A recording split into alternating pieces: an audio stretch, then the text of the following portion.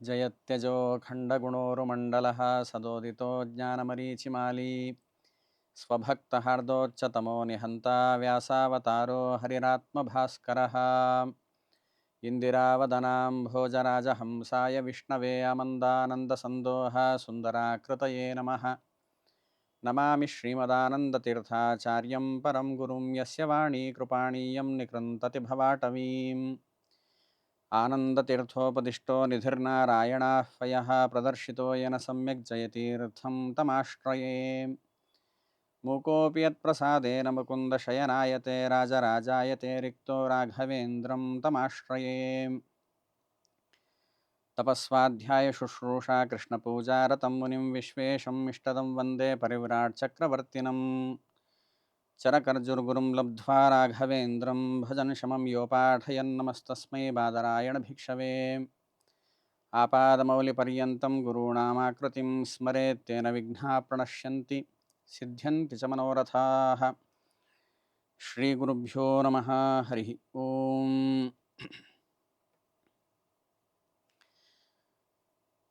ಜಡಭರತ ಮುನಿಗಳು ಒಂದು ಮಾತನ್ನು ಹೇಳ್ತಾರೆ ರಘುಗಣರಾಜನಿಗೆ. ಆರಾಧನಂ ಭಗವತ ಈಹಮಾನಃ ಮೃಗೋಭವಂ ಮೃಗಸಂಗಾತ್ ಹತಾರ್ಥಃ ಅಂತ. ನಾನು ದೇವರ ಆರಾಧನೆ ಮಾಡಬೇಕು ಅಂತ ಹೊರಟವನು, ಆದರೆ ನನಗೆ ಮೃಗಸಂಗ ಉಂಟಾಯಿತು, ಜಿಂಕೆಯ ಸಂಘ ಉಂಟಾಯಿತು. ಆ ಜಿಂಕೆಯ ಸಂಘದಿಂದ ನಾನು ಒಂದು ಜಿಂಕೆಯಾದೆ ಅಂತ ಜಡಭರತರು ಹೇಳಿದ್ದಾರೆ. ನಮಗೆ ಇದರಿಂದ ಗೊತ್ತಾಗುವಂತಹ ವಿಷಯ ಏನು ಅಂತ ಹೇಳಿದರೆ, ಆರಾಧನಾ ಅಂದರೆ ಏನು? ಭಗವಂತನ ಆರಾಧನೆ ಅಂತ ಹೇಳಿದರೆ ಭಗವಂತನ ಸಂಘ. ಯಾವ ಪದಾರ್ಥದಲ್ಲಿ ನಮಗೆ ಸಂಘ ಉಂಟಾಯಿತು ನಾವು ಅದರ ಆರಾಧನೆಯನ್ನು ಮಾಡ್ತಾ ಇದ್ದೇವೆ ಅಂತ ಅರ್ಥ ಆಗತ್ತೆ. ಹಾಗಾದರೆ ಗುರುಗಳ ಆರಾಧನೆ, ಪೂಜ್ಯರಾದ ಶ್ರೀ ರಾಘವೇಂದ್ರ ಗುರು ಸಾರ್ವಭೌಮರ ಆರಾಧನಾ ಸಂದರ್ಭದಲ್ಲಿ ನಾವು ಮಾಡಬೇಕಾಗಿರುವಂಥದ್ದೇನು ಅಂತ ಹೇಳಿದರೆ, ನಾವು ಗುರುಗಳ ಸಂಘವನ್ನು ಹೊಂದಬೇಕು, ರಾಯರ ಸಂಘವನ್ನು ನಾವು ಹೊಂದಬೇಕು ಅಂತ ಗೊತ್ತಾಗತ್ತೆ. ರಾಯರ ಸಂಘವನ್ನು ಹೊಂದೋದು ಅಂತ ಹೇಳಿದರೆ ಅದು ದೈಹಿಕವಾದ ಸಂಘ, ಸಾಮೀಪ್ಯ, ಅದಕ್ಕಿಂತ ಪ್ರಧಾನವಾಗಿ ಮಾನಸಿಕ ಸಾಮೀಪ್ಯ ಅಂತ ಶಾಸ್ತ್ರ ಹೇಳುತ್ತೆ. ಸಂಘ ಅಂತ ಹೇಳಿದರೆ ಅವರ ಹತ್ತಿರಕ್ಕೆ ಹೋಗೋದು ಸರಿ, ಅದು ದೈಹಿಕವಾಗಿ ಅಲ್ಲದೆ ಮಾನಸಿಕವಾಗಿ ಹೋಗೋದು ತುಂಬ ಮುಖ್ಯ. ಸಂಗೋ ಹಿ ಗುಣಸಂಪ್ರೀತಿ. ಸಂಘ ಅಂದರೆ ಏನು? ಅವರ ಗುಣಗಳನ್ನು ನಾವು ಇಷ್ಟಪಡ್ತೇವೆ ಅಂತ ಹೇಳಿದರೆ ಅದೇ ಅವರ ಸಂಘ ಅಂತ. ಹಾಗೆಯೇ ರಾಯರಲ್ಲಿ ನಾವು ಇಷ್ಟಪಡಬೇಕಾದ ಗುಣ ಯಾವುದು? ಬ್ರಾಹ್ಮಣರನ್ನು ಹೇಗೆ ಅವರನ್ನು ತೂಕ ಹಾಕಬೇಕು ಅಂತ ಹೇಳಿದಾಗ ಶಾಸ್ತ್ರ ಹೇಳುತ್ತೆ, ಅವರ ಜ್ಞಾನವನ್ನು ನೋಡಿ ಅವರನ್ನು ಅಳಿಬೇಕು ಅಂತ ಹೇಳುತ್ತೆ. ಅದರಲ್ಲಿಯೂ ಸನ್ಯಾಸಿಗಳನ್ನು ವಿಶೇಷವಾಗಿ ಜ್ಞಾನದ ಮೂಲಕವೇ ಅಳಿಬೇಕು. ಹಾಗಾಗಿ ಸನ್ಯಾಸಿಗಳಲ್ಲಿ ಪ್ರಧಾನವಾದ ಗುಣ ಅದು ಜ್ಞಾನ. ನಾವು ಅವರ ಜ್ಞಾನವನ್ನು ಇಷ್ಟಪಡಬೇಕು. ಹಾಗೆ ರಾಯರ ಜ್ಞಾನದ ಮಟ್ಟವನ್ನು ತಿಳಿಬೇಕು ಅಂತ ಹೇಳಿದರೆ ಅವರ ಅನೇಕ ಗ್ರಂಥಗಳನ್ನು ನಾವು ನೋಡಬೇಕು. ಅನೇಕ ಗ್ರಂಥಗಳಲ್ಲಿ ಅದ್ಭುತವಾದ ವಿಷಯಗಳನ್ನು ಮಂಡನೆ ಮಾಡಿದ್ದಾರೆ. ಒಂದು ಮಾತಿದೆ, ಸಂಕ್ಷೇಪ ವಿಸ್ತರಾಭ್ಯಾಮಿ ಪ್ರವದಂತೆ ಮನೀಷಿಣಃ ಅಂತ. ಜ್ಞಾನಿಗಳು ಯಾವತ್ತೂ ಕೂಡ ಹೇಗೆ ಮಾತಾಡ್ತಾರೆ, ಸಂಕ್ಷಿಪ್ತವಾಗಿಯೂ ಹೇಳ್ತಾರೆ, ವಿಸ್ತಾರವಾಗಿಯೂ ಹೇಳ್ತಾರೆ, ಮತ್ತು ಪ್ರವದಂತಿ ಚೆನ್ನಾಗಿ ಹೇಳ್ತಾರೆ, ಸತ್ಯವನ್ನೇ ಹೇಳ್ತಾರೆ. ಅದು ಜ್ಞಾನಿಗಳ ಲಕ್ಷಣ ಆಗಿರುತ್ತೆ ಅಂತ. ಹಾಗೆ ರಾಯರ ಗ್ರಂಥಗಳು ಅದೇ ಮಾದರಿಯನ್ನು ನಮಗೆ ತೋರಿಸಿಕೊಡ್ತಾ ಇವೆ. ಸಂಕ್ಷಿಪ್ತವಾಗಿ ಮಾತಾಡ್ತಾರೆ ಅವರು. ಅವರ ಗ್ರಂಥ ರಾಮಚಾರಿತ್ರ್ಯ ಮಂಜರಿ ಅಂತ ಒಂದು ಗ್ರಂಥ. ಆ ಗ್ರಂಥದಲ್ಲಿ 24,000 ಶ್ಲೋಕದ ರಾಮಾಯಣವನ್ನು 11 ಶ್ಲೋಕಗಳಲ್ಲಿ ಸಂಗ್ರಹ ಮಾಡಿದ್ದಾರೆ. ಅದನ್ನು ವಾದೀಂದ್ರ ಸ್ವಾಮಿಗಳು ವರ್ಣನೆ ಮಾಡ್ತಾರೆ. ಇದು ತುಂಬ ಅದ್ಭುತವಾದ ಕ್ರಿಯೆ, ಅದು ಹೇಗೆ ಸಾಧ್ಯ ಆಯಿತು? 24,000 ಶ್ಲೋಕಗಳನ್ನು 11 ಶ್ಲೋಕಗಳಲ್ಲಿ ಹೇಗೆ ಸಂಗ್ರಹ ಮಾಡಿದರು? ಇದು ಮಹಾತ್ಮರಿಗೆ ಅಸಾಧ್ಯವೇನಲ್ಲ ಅಂತಾರವರು. ಯಾವ ರೀತಿಯಾಗಿ ಅಗಸ್ತ್ಯರು ಇಡೀ ಸಮುದ್ರವನ್ನು ಆಪೋಷಣವಾಗಿ ಸ್ವೀಕಾರ ಮಾಡಿದ್ದಾರೆ. ಅದು ಮಹಾತ್ಮರ ಚರ್ಯೆ. ಅದರಂತೆ ರಾಯರು ಸಂಗ್ರಹ ಮಾಡಿದ್ದಾರೆ, ರಾಮಾಯಣವನ್ನು ಸಂಗ್ರಹ ಮಾಡಿದ್ದಾರೆ ಅಂತ ಹೇಳಿದ್ದಾರೆ. ಅದರ ಒಂದು ಮಾತನ್ನು ನಾವು ವಿಮರ್ಶೆ ಮಾಡಿದಾಗ ನಮಗೆ ಈ ಅಂಶ ಸ್ಪಷ್ಟವಾಗಿ ಗೊತ್ತಾಗತ್ತೆ. ಅಲ್ಲಿ ಒಂದು ಶ್ಲೋಕದಲ್ಲಿ ಈ ಮಾತನ್ನು ವರ್ಣನೆ ಮಾಡ್ತಾರೆ, ಈ ವಿಷಯವನ್ನು ಹೇಳ್ತಾರೆ. ಅಗಸ್ತ್ಯರ ಹತ್ತಿರಕ್ಕೆ ರಾಮಚಂದ್ರ ದೇವರು ಹೋಗಿದ್ದಾರೆ. ಅಲ್ಲಿ ವನವಾಸದಲ್ಲಿ ಅವರ ಭೇಟಿಯಾದಾಗ ಅಗಸ್ತ್ಯರು ರಾಮನಿಗೆ ಆಯುಧಗಳನ್ನೆಲ್ಲ ಕೊಡ್ತಾರೆ.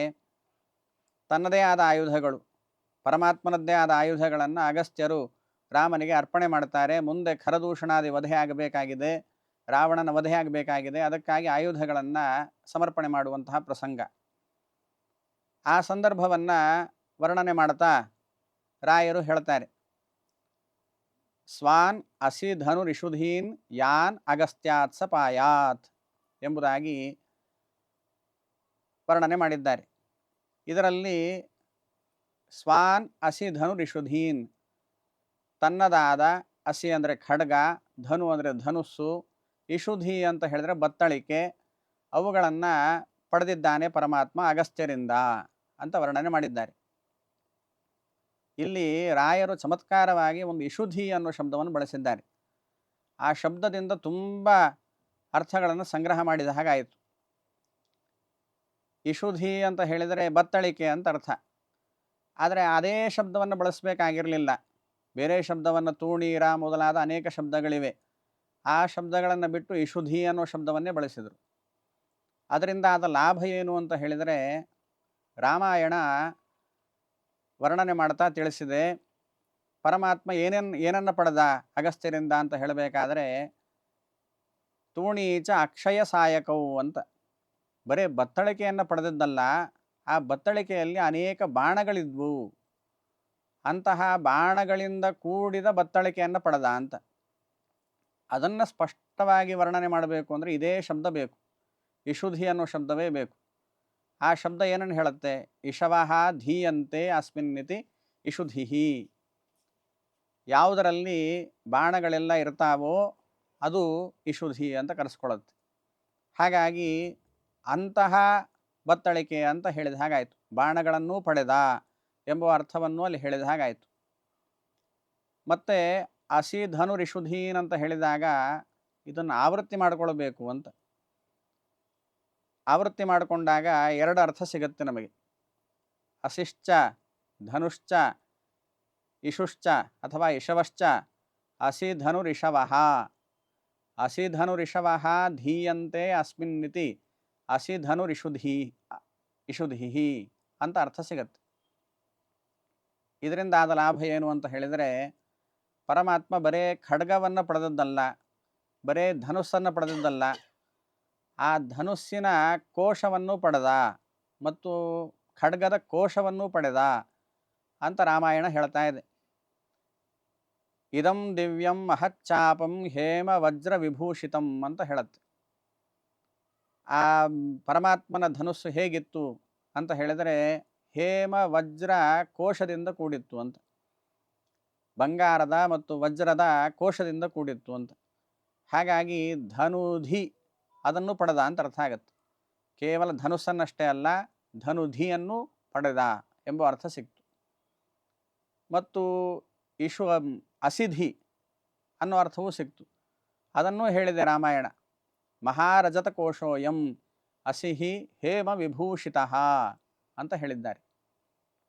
ಹಾಗಾದರೆ ಅಸಿಯ ಕೋಶ ಅದು ಎಂಥದ್ದಾಗಿತ್ತು ಅಂತ ಹೇಳಿದರೆ, ಬಂಗಾರದ ಕೋಶ, ಮಹಾರಜತ ಕೋಶ ಅಂತ. ಮಹಾರಜತ ಅಂದರೆ ಬಂಗಾರ, ಅಂತಹ ಬಂಗಾರದ ಕೋಶದಿಂದ ಕೂಡಿತ್ತು ಅಂತ. ಅಂತಹ ಖಡ್ಗವನ್ನು ಪಡೆದ ಅಂತ ಇಷ್ಟರ್ಥವನ್ನು ಆ ಶಬ್ದದಿಂದ ಸಂಗ್ರಹ ಮಾಡಿದ್ದಾರೆ. ಆ ತೂಣೀರ ಮೊದಲಾದ ಶಬ್ದವನ್ನು ಬಳಸದೆ ಇಷುಧಿ ಅನ್ನೋ ಶಬ್ದವನ್ನು ಬಳಸಿ ಈ ಎಲ್ಲ ಅರ್ಥ ಸಿಗುವಂತೆ ಮಾಡಿದ್ದಾರೆ. ಇಂತಹ ಒಂದು ಚಮತ್ಕಾರ, ಇಂತಹ ಅನೇಕ ಸಂಕ್ಷಿಪ್ತ ವರ್ಣನೆಗಳನ್ನು ನಾವು ಅಲ್ಲಿ ರಾಮಚಾರಿತ್ರ ಮಂಜರಿಯಲ್ಲಿ ನೋಡಬಹುದು. ಹಾಗೆ ವಿಸ್ತಾರವಾಗಿ ವರ್ಣನೆ ಮಾಡ್ತಾರೆ ಕೆಲವೊಂದು ವಿಷಯಗಳನ್ನು. ಅದಕ್ಕೆ ಒಳ್ಳೆಯ ಉದಾಹರಣೆ ಅಂತ ಹೇಳಿದರೆ, ಭಾಷ್ಯದಲ್ಲಿ ಮಧ್ಯಮ ಜನಲೋಕಾದಿಹಿ ಅಂತ ನಾರದೀಯ ಪುರಾಣವನ್ನು ಉಲ್ಲೇಖ ಮಾಡ್ತಾರೆ. ಅಲ್ಲಿ ಹೇಳುವ ವಿಷಯ ಏನು ಅಂತ ಹೇಳಿದರೆ, ಪರಮಾತ್ಮನ ಪ್ರಸಾದದಿಂದ ನಮಗೆ ಎಲ್ಲ ಲೋಕಗಳು ಸಿಗುವಂತಹದ್ದು, ಮೋಕ್ಷವು ಅವನ ಪ್ರಸಾದದಿಂದಲೇ ಸಿಗುವಂತಹದ್ದು, ಪರಮಾತ್ಮನ ಅನುಗ್ರಹದಿಂದ ಸಿಗುವಂತಹದ್ದು ಅಂತ ವರ್ಣನೆ ಮಾಡಿದ್ದಾರೆ. ಹಾಗೆ ಹೇಳಬೇಕಾದರೆ ಕರ್ಮದಿಂದ ಪರಮಾತ್ಮ ಪ್ರಸನ್ನನಾಗ್ತಾನಂತೆ. ಆ ಪ್ರಸಾದದಿಂದ ನಮಗೆ ಸಿಗುವಂತಹದ್ದು ಯಾವುದು ಅಂದರೆ ಸ್ವರ್ಗ. ಮತ್ತು ಮಧ್ಯಮ ಪ್ರಸಾದ ಅಂತ ಶ್ರವಣ, ಮನನ, ಧ್ಯಾನ ಇವುಗಳನ್ನು ಮಾಡಿದಾಗ ಪರಮಾತ್ಮ ಪ್ರಸನ್ನನಾಗ್ತಾನೆ. ಅದರಿಂದ ನಮಗೆ ಸಿಗುವಂತಹ ಲೋಕ ಯಾವುದು? ಜನಲೋಕಾದಿಹಿ, ಜನಲೋಕ ಮೊದಲಾದವುಗಳು ಅಂತ. ಮತ್ತು ಉತ್ತಮವಾದ ಪ್ರಸಾದ ಪರಮಾತ್ಮನ ಅಪರೋಕ್ಷ ಜ್ಞಾನ, ಆ ಅಪರೋಕ್ಷ ಜ್ಞಾನದಿಂದ ಸಿಗುವಂತಹ ಲೋಕ ಮೋಕ್ಷ ಅಂತ ಹೀಗೆ ವರ್ಣನೆ ಮಾಡಿದ್ದಾರೆ. ಇಲ್ಲಿ ಮಧ್ಯಮ ಪ್ರಸಾದದಿಂದ ಅಂದರೆ ಶ್ರವಣ, ಮನನ, ಧ್ಯಾನ ಇವುಗಳನ್ನು ಮಾಡಿದಾಗ ನಮಗೆ ಪರಮಾತ್ಮನ ಪ್ರಸಾದದಿಂದ ಸಿಗುವಂತಹದ್ದು ಜನಲೋಕಾದಿಗಳು ಅಂತ ಭಾಷ್ಯದಲ್ಲಿ ನಾರದೀಯ ಪುರಾಣವನ್ನು ಉಲ್ಲೇಖಿಸಿ ಹೇಳಿದ್ದಾರೆ. ಇಲ್ಲಿ ಒಂದು ವಿವಾದ ಬರುತ್ತೆ. ಮಧ್ಯಮ ಜನಲೋಕಾದಿಹಿ ಅಂತ ಈ ಪ್ರಮಾಣಕ್ಕೆ ಈಯು ಸ್ತ್ರೀನ್ ಕರ್ಮಣ ಲೋಕಾನ್ ಜ್ಞಾನೇನೈವ ತದುತ್ತರಾನ್ ಎಂಬುವಂತಹ ಮಾತಿನ ವಿರೋಧ ಬರುತ್ತಲ್ವಾ ಅಂತ. ಯಾಕೆಂದರೆ ಆ ಪ್ರಮಾಣ ಹೇಳ್ತಾ ಇದೆ, ಸ್ತ್ರೀನ್ ಕರ್ಮಣ ಲೋಕಾನ್, 3 ಲೋಕಗಳನ್ನು ಕರ್ಮದಿಂದ ಹೊಂದುತ್ತಾರೆ.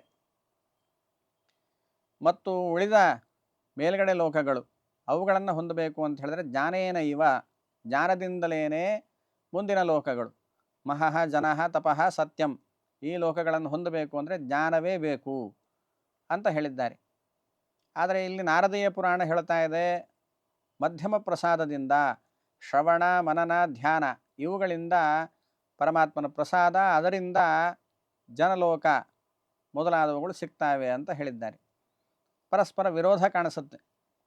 ಈ ಥರ ವಿರೋಧ ಬಂದಾಗ ರಾಯರು ಇದರ ಅರ್ಥವನ್ನು ಬಿಡಿಸ್ತಾರೆ. ಬಿಡಿಸ್ಬೇಕಾದ್ರೆ ಹೇಳ್ತಾರೆ, ಇಲ್ಲಿ 2 ರೀತಿ ಅರ್ಥವನ್ನು ಇಟ್ಕೊಳ್ಬಹುದು.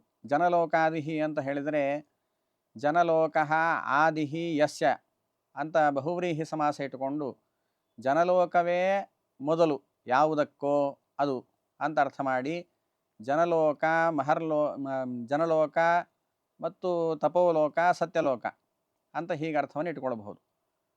ಅಥವಾ ಜನಲೋಕಸ್ಯ ಆದಿಹಿ, ಜನಲೋಕದ ಆದಿ ಆರಂಭ ಭಾಗ, ದ್ವಾರ ಭಾಗ ಅಂತ ಇಟ್ಕೊಂಡು ಅದು ಮಹರ್ಲೋಕ ಅಂತ ಆಗತ್ತೆ.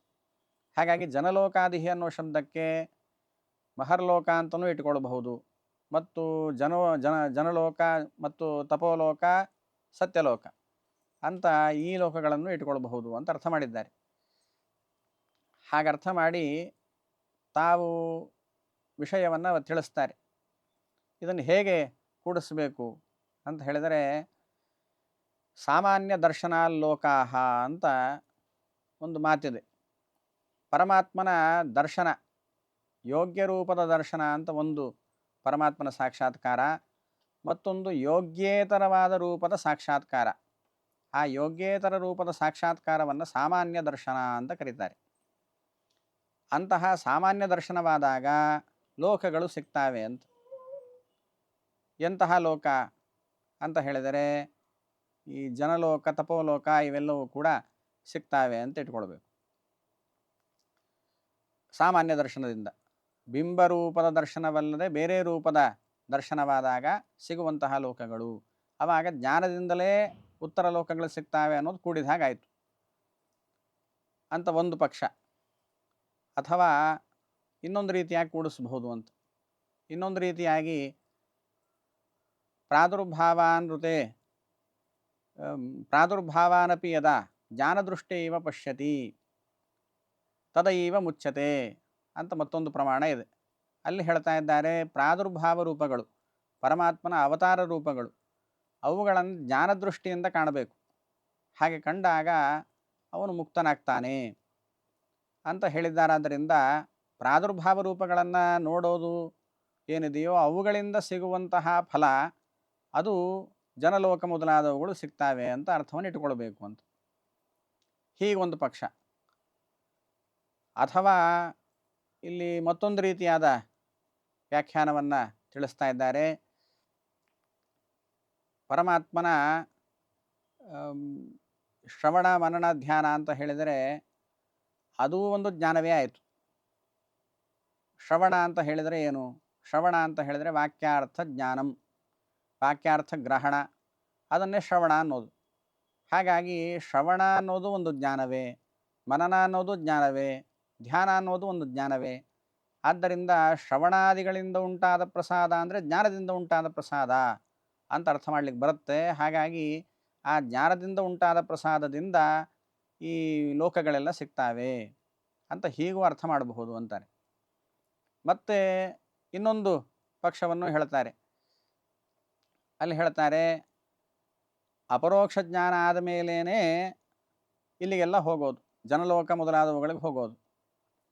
ಆದರೆ ಆ ಜನಲೋಕಕ್ಕೆ ಹೋಗಲಿಕ್ಕೆ ಬೇಕಾದ ಪುಣ್ಯ ಪ್ರಸಾದ ಯಾವುದರಿಂದ ಉಂಟಾಗಿದ್ದು ಅಂತ ಹೇಳಿದರೆ, ಅವನ ಅಪರೋಕ್ಷ ಜ್ಞಾನಕ್ಕಾಗಿ ಶ್ರವಣ ಮನನ ಧ್ಯಾನಗಳನ್ನೆಲ್ಲ ಏನು ಮಾಡಿದ್ನೋ, ಅದರ ನಂತರವೂ ಏನು ಶ್ರವಣ ಮನನ ಧ್ಯಾನಗಳನ್ನು ಮಾಡಿದ್ನೋ ಅಂತಹ ಅನೇಕ ವಿಧವಾದ ಕರ್ಮಗಳಿಂದ ಅದರಿಂದ ಅವನಿಗೆ ಅಂತಹ ಒಂದು ಪ್ರಸಾದ ಉಂಟಾಯಿತು.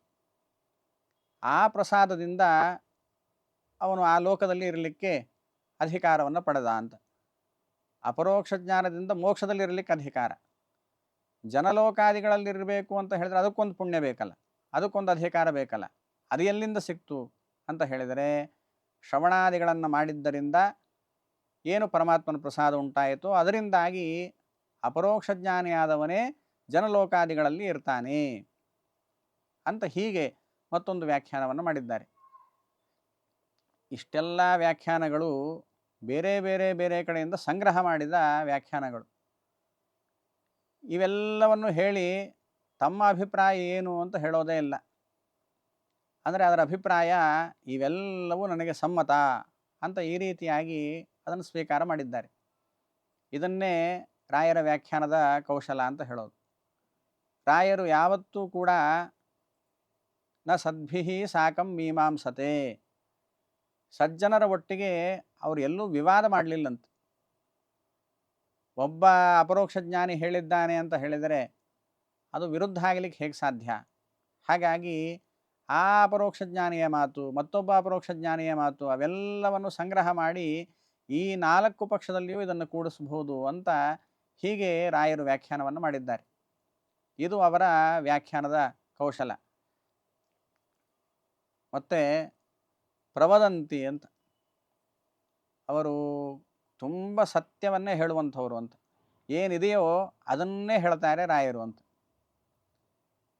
ಅದಕ್ಕೆ ನಮಗೆ ಒಳ್ಳೆ ದೃಷ್ಟಾಂತ ಅಂತ ಹೇಳಿದರೆ, ಈ ಮಾಂಡೂಕ ಉಪನಿಷತ್ತಿನ ಖಂಡಾರ್ಥವನ್ನು ನೋಡಿದಾಗ ಅದು ನಮಗೆ ಸ್ಪಷ್ಟ ಆಗತ್ತೆ. ಹಾಗೆ ಗೀತೆಯನ್ನು ನೋಡಿದಾಗಲೂ, ಗೀತಾ ವಿವೃತಿಯನ್ನು ನೋಡಿದಾಗಲೂ ಕೂಡ ಈ ಅಂಶ ಸ್ಪಷ್ಟ ಆಗ್ತಾ ಇದೆ. ಗೀತಾ ವಿವೃತಿಯಲ್ಲಿ ಒಂದು ಅಂಶವನ್ನು ಹೇಳ್ತಾರೆ.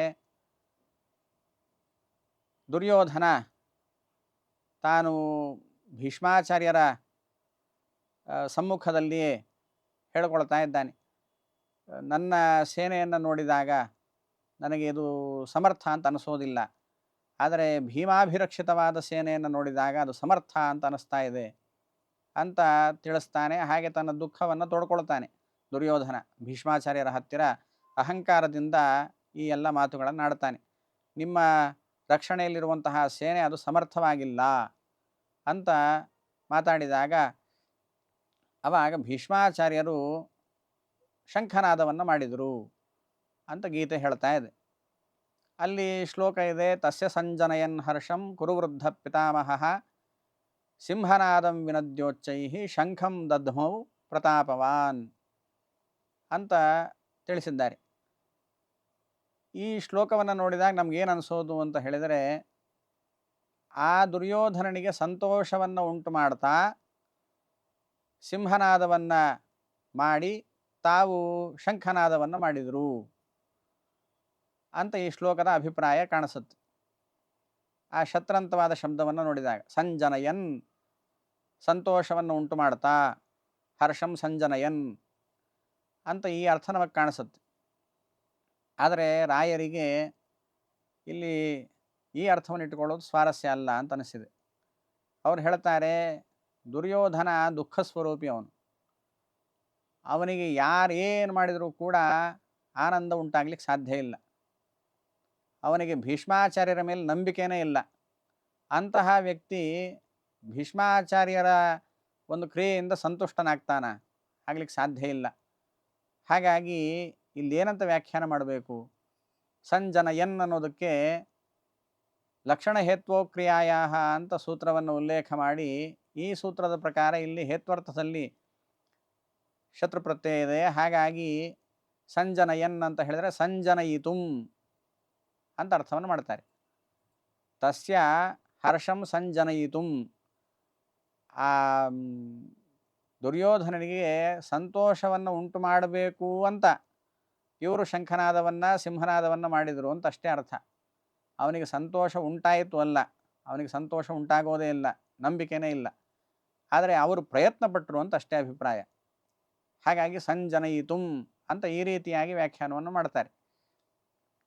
ಹೀಗೆ ಏನಿದೆಯೋ, ಏನು ಅಂಶ ಇದೆಯೋ, ನಿಜವಾದ ಅಂಶ ಏನಿದೆಯೋ ಅದನ್ನೇ ಹೇಳ್ತಾರೆ. ಸತ್ಯ ಧರ್ಮ ರಥಾಯಚ, ರಾಯರು ಸತ್ಯರಥರಾಗಿದ್ದಾರೆ. ಯಾವತ್ತು ಪ್ರಾಮಾಣಿಕವಾದ ವಿಷಯವನ್ನೇ ನಮಗೆ ಕೊಡುವಂಥವರಾಗಿದ್ದಾರೆ. ಅದು ಅವರ ಮತ್ತೊಂದು ಮಾತನ್ನು ಗಮನಿಸಿದಾಗ ಇನ್ನೂ ಸ್ಫುಟವಾಗತ್ತೆ. ಮಾಂಡೂಕ ಉಪನಿಷತ್ತನ್ನು ವ್ಯಾಖ್ಯಾನಿಸಬೇಕಾದರೆ ಮಾಂಡೂಕ ಉಪನಿಷತ್ತಿನ ಒಂದು ಭಾಗ, ಅಲ್ಲಿ ಅನೇಕ ರೂಪಗಳ ಉಲ್ಲೇಖ ಇದೆ. ತುರಿಯ ರೂಪವನ್ನು ವರ್ಣನೆ ಮಾಡುವಂತಹ ಪ್ರಸಂಗ. ಆ ಸಂದರ್ಭದಲ್ಲಿ ಒಂದು ಮಾತು ಬರುತ್ತೆ, ನಾಂತಃ ಪ್ರಜ್ಞಂ ನ ಬಹಿಪ್ರಜ್ಞಂ ನೋಭಯತ ಪ್ರಜ್ಞಂ ನ ಪ್ರಜ್ಞಾನಘನಂ ನ ಪ್ರಜ್ಞಂ ನಾ ಪ್ರಜ್ಞಂ ಚತುರ್ಥಂ ಮನ್ಯಂತೆ. ಪರಮಾತ್ಮನ ತುರಿಯ ರೂಪ ಇಂಥದ್ದು ಅಂತ ಹೇಳಿದ್ದಾರೆ. ಪರಮಾತ್ಮನ ತುರಿಯ ರೂಪ ನಾಂತಃ ಪ್ರಜ್ಞಂ, ಅಂತಃಪ್ರಜ್ಞಾಪಕ ಅಲ್ಲ. ಅಂದರೆ ಒಳಗಡೆ ಪ್ರಪಂಚವನ್ನು, ದೇಹದ ಒಳಗಡೆ ಇರುವಂತಹ ಪ್ರಪಂಚವನ್ನು ತೋರಿಸುವಂತಹದ್ದಲ್ಲ. ದೇಹದ ಒಳಗಡೆ ಇರುವಂತಹ ಪ್ರಪಂಚವನ್ನು ತೋರಿಸುವಂತಹ ರೂಪ ಅದು ತೈಜಸ ರೂಪ. ಆ ತೈಜಸ ರೂಪ ಒಳಗಡೆ ಸ್ವಾಪ್ನ ಪದಾರ್ಥಗಳನ್ನು, ಕನಸಿನಲ್ಲಿ ಕಾಣುವ ಪದಾರ್ಥಗಳನ್ನು ತೋರಿಸುವಂತಹ ರೂಪ. ಅಂತಹ ಕನಸಿನಲ್ಲಿ ಕಾಣಿಸುವಂಥದ್ದೇನಿದೆಯೋ ಅದನ್ನು ಯಾರು ಮಾಡೋದಿಲ್ಲ? ತುರಿಯ ರೂಪದಲ್ಲಿ ಪರಮಾತ್ಮ ಆ ಕೆಲಸವನ್ನು ಮಾಡೋದಿಲ್ಲ. ಹಾಗಾಗಿ ನಾಂತಃ ಪ್ರಜ್ಞಂ ನ ಬಹಿಪ್ರಜ್ಞಂ. ಬಹಿಪ್ರಜ್ಞಾ ಅಂತ ಹೇಳಿದ್ರೆ ಹೊರಗಡೆ ಇರುವಂತಹ ರೂಪವನ್ನು ತೋರಿಸುವಂಥವನು. ಅದು ವಿಶ್ವನಾಮಕ ಪರಮಾತ್ಮ. ಹೊರಗಡೆ ಇರೋ ರೂಪಗಳನ್ನು ತೋರಿಸ್ತಾನೆ. ಈ ಹೊರಗಡೆ ಇರುವಂತಹ ರೂಪಗಳ ತೋರಿಸುವಿಕೆಯನ್ನು ಯಾರು ಮಾಡೋದಿಲ್ಲ? ಅದನ್ನು ತುರಿಯ ನಾಮಕ ಪರಮಾತ್ಮ ಮಾಡೋದಿಲ್ಲ. ನ ಬಹಿಪ್ರಜ್ಞಂ ನೋಭಯತ ಪ್ರಜ್ಞಂ. ಅಂದರೆ ನಾವು ಮಲಗಿರ್ತೇವೆ, ಯಾರೋ ನಮ್ಮ ಹೆಸರನ್ನು ಕರಿತಾ ಇರ್ತಾರೆ, ಕರಿತಾ ಇರಬೇಕಾದ್ರೆ ಕನಸು ಕಾಣ್ತಾ ಇರ್ತೇವೆ, ಅದರೊಟ್ಟಿಗೆ ಹೊರಗಡೆ ಶಬ್ದವೂ ಕೇಳಿಸ್ತಾ ಇರುತ್ತೆ. ಇದು ಉಭಯತ ಪ್ರಜ್ಞಾವಸ್ಥಾ ಅಂತ. ಎರಡೂ ಕೆಲಸ ಆಗ್ತಾ ಇದೆ. ಒಳಗಡೆ ಕನಸು ಕಾಣಿಸ್ತಾ ಇದೆ, ಹೊರಗಡೆ ಶಬ್ದವೂ ಕೇಳಿಸ್ತಾ ಇದೆ. ಇಂತಹ ಉಭಯ ಪ್ರಜ್ಞಾವಸ್ಥಾ ಇದನ್ನು ತುರಿಯ ನಾಮಕ ಪರಮಾತ್ಮ ಕೊಡೋದಿಲ್ಲ. ಮತ್ತು ನ ಪ್ರಜ್ಞಾನಘನಂ. ಪ್ರಜ್ಞಾನಘನ ಅಂತ ಹೇಳಿದರೆ ಘನವಾದ ಜೀವನ ಜ್ಞಾನವನ್ನು ಕೊಡುವಂತಹ ಪರಮಾತ್ಮನ ರೂಪ ಅದು ಪ್ರಾಜ್ಞಾನಾಮಕ ಪರಮಾತ್ಮ. ಘನ ಅಂತ ಹೇಳಿದರೆ ಆವೃತ ಅಂತ ಅರ್ಥ. ಅಜ್ಞಾನದಿಂದ ಆವೃತ, ಅಜ್ಞಾನದಿಂದ ಕೂಡಿರತಕ್ಕಂತಹ ಜೀವನನ್ನು ತೋರಿಸುವಂತಹ ರೂಪ ಪ್ರಾಜ್ಞರೂಪ. ಆ ಕೆಲಸವನ್ನು ಯಾರು ಮಾಡೋದಿಲ್ಲ? ತುರಿಯ ನಾಮಕ ಪರಮಾತ್ಮ ಮಾಡೋದಿಲ್ಲ. ಹಾಗಾಗಿ ಅವನು ನ ಪ್ರಜ್ಞಾನಘನಂ ಅಂತ ಹೇಳಿ, ಆಮೇಲೆ ನ ಪ್ರಜ್ಞಂ. ನ ಪ್ರಜ್ಞಾ ಅಂತ ಹೇಳಿದರೆ ಪ್ರಜ್ಞಾಪಕ ಅಲ್ಲ. ಪ್ರಜ್ಞಾಪಕ ಅಂತ ಹೇಳಿದರೆ ಸಮಾಧಿ ಅವಸ್ಥಾ ಅಂತ ಒಂದು ಅವಸ್ಥೆ ಇದೆ. ಸಮಾಧಿ ಅವಸ್ಥಾ ಅಂತ ಹೇಳಿದರೆ ನಿರಂತರವಾಗಿ ಪರಮಾತ್ಮನ ಸ್ಮರಣೆ ಬರ್ತಾನೇ ಇರುತ್ತೆ. ಆ ಚಿತ್ ಸಂತತಿ ಅದು ನಿರಂತರವಾಗಿರುತ್ತೆ. ಜ್ಞಾನ ಸಂತತಿ ಅನ್ನೋದು ನಿರಂತರವಾಗಿರುತ್ತೆ. ಯಾವುದೇ ಭೇರಿನಾದ, ಯಾವುದೇ ನಗಾರಿಯನ್ನು ಬಾರಿಸಿದ್ರು, ಏನು ಮಾಡಿದರೂ ಕೂಡ ಅವನಿಗೆ ಎಚ್ಚರವೇ ಆಗೋದಿಲ್ಲ. ನಿರಂತರವಾಗಿ ಜ್ಞಾನ ಬರ್ತಾನೇ ಇದೆ, ಪರಮಾತ್ಮನ ಜ್ಞಾನ ನಿಲ್ತಾನೇ ಇಲ್ಲ. ಈ ಚಿತ್ ಸಂತತಿ ಅಂತ ಹೇಳ್ತಾರೆ. ಅಂತಹ ಜ್ಞಾನದ ಸಂತತಿ ಅದು ಉಂಟಾಗುವುದು ಯಾರಿಂದ? ಅಂತಹ ಕೆಲಸವನ್ನು ಯಾರು ಮಾಡೋದಿಲ್ಲ ಅಂತ ಹೇಳಿದರೆ ತುರಿಯ ನಾಮಕ ಪರಮಾತ್ಮ ಮಾಡ್ತಾ ಇಲ್ಲ. ನ ಪ್ರಜ್ಞಂ ಅಂತ ಹೇಳಿದ್ದಾರೆ. ಹಾಗಾದರೆ ತುರಿಯ ನಾಮಕ ಪರಮಾತ್ಮನ ನಮಗೆ ಜ್ಞಾನವನ್ನೇ ಕೊಡೋದಿಲ್ವಾ ಅಂತ ಹೇಳಿದರೆ ಅದಕ್ಕೆ ಹೇಳ್ತಾ ಇದ್ದಾರೆ, ನಾ ಪ್ರಜ್ಞಂ. ಅವನು ಜ್ಞಾನ ಕೊಡೋದಿಲ್ಲ ಅಂತಲ್ಲ, ಮೋಕ್ಷಾವಸ್ಥೆಯಲ್ಲಿ ಅವನು ನಮಗೆ ಜ್ಞಾನವನ್ನು ಕೊಡ್ತಾನೆ. ಮೋಕ್ಷಾವಸ್ಥೆಯಲ್ಲಿ ನಮಗೆ ಉಂಟಾಗುವಂತಹ ಎಲ್ಲ ಜ್ಞಾನವನ್ನು ತುರಿಯ ನಾಮಕನಾದ ಪರಮಾತ್ಮ ಕೊಡ್ತಾ ಇದ್ದಾನೆ ಅಂತ. ಹೀಗೆ ತುರಿಯ ನಾಮಕ ಪರಮಾತ್ಮನ ವರ್ಣನೆ ಇದೆ. ಈ ರೀತಿಯಾಗಿ ವರ್ಣನೆ ಮಾಡಬೇಕಾದರೆ 3 ರೂಪಗಳನ್ನು ಉಲ್ಲೇಖ ಮಾಡ್ತಾರೆ. 3 ರೂಪಗಳು ನಮಗೆ ಸ್ವಾಪನ ಪದಾರ್ಥವನ್ನು ತೋರಿಸುವಂತಹ ತೈಜಸ ರೂಪ, ಮತ್ತು ಹೊರಗಡೆ ಪದಾರ್ಥವನ್ನು ತೋರಿಸುವಂತಹ ವಿಶ್ವರೂಪ, ನಿದ್ರೆಯನ್ನು ಕೊಡುವಂತಹ ಪ್ರಾಜ್ಞರೂಪ. ಇಷ್ಟು ರೂಪಗಳನ್ನು ಉಲ್ಲೇಖ ಮಾಡಿ ಇನ್ನುಳಿದ 2 ರೂಪಗಳು ಉಭಯತ ಪ್ರಜ್ಞಾವಸ್ಥೆಯನ್ನು, ಅಂದರೆ ಸ್ವಪ್ನವನ್ನು ಕಾಣ್ತಾ ಶಬ್ದವನ್ನು ಕೇಳಿಸ್ಕೊಳ್ತಾ ಇದ್ದೇವೆ, ಇಂತಹ ಅವಸ್ಥೆಯನ್ನು ಕೊಡುವಂತಹ ರೂಪ ಯಾವುದು?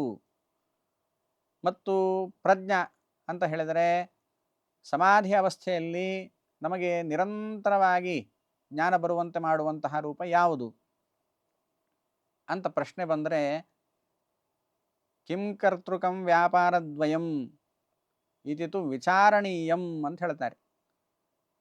ಈ 2 ರೂಪಗಳು ಯಾವುದು, ಈ 2 ಕೆಲಸವನ್ನು ಮಾಡುವಂತಹ ರೂಪಗಳು ಯಾವುದು ಅನ್ನೋದನ್ನು ವಿಚಾರ ಮಾಡಬೇಕು ಅಂತ ಅಷ್ಟು ಪ್ರಾಮಾಣಿಕವಾಗಿ ಹೇಳ್ತಾರೆ. ಮಹಾಭಾಷ್ಯಕಾರ ಒಂದು ಮಾತನ್ನು ಹೇಳ್ತಾನೆ, ಪತಂಜಲಿ ಮಹರ್ಷಿಗಳು ಹೇಳ್ತಾರೆ, ಅದ್ಯತ್ವೇತು ಕಿಂಚಿದಧೀತ್ಯ ವ್ಯಾಕರ್ತಾರಃ ಭವಂತಿ ಅಂತ. ಈಗಿನ ಜನರೆಲ್ಲ ಹೇಗಿರ್ತಾರೆ ಅಂತ ಆವಾಗಲೇ ಹೇಳಿದ್ದ ಪತಂಜಲಿ ಮಹರ್ಷಿಗಳು. ಆಗಲೇ ಹೇಳಿದರು, ಸ್ವಲ್ಪ ಓದಿರ್ತಾರೆ, ತುಂಬ ಮಾತಾಡಿಬಿಡ್ತಾರೆ ಅಂತ. ಅದಾಗಬಾರ್ದಂತೆ. ತುಂಬ ಓದಿರಬೇಕು, ಆದರೆ ಮಾತು ಸಂಕ್ಷಿಪ್ತವಾಗಿರಬೇಕು ಅಂತ. ರಾಯರ ಬಗ್ಗೆ ವರ್ಣನೆ ಮಾಡ್ತಾರೆ. ಅವರ ಸ್ವರೂಪವನ್ನು ತಿಳಿಸ್ಬೇಕಾದ್ರೆ ಹೇಳ್ತಾರೆ, ವೇತ್ತಿ ವರ್ಣ ನಿಚಯಂ ಸಮಯಾನಾಂ ಸಂಖ್ಯೆಯ ಸಹ ಧಿಯೈಷ ಸಹಾರ್ಥೈಹಿ ಅಂತ.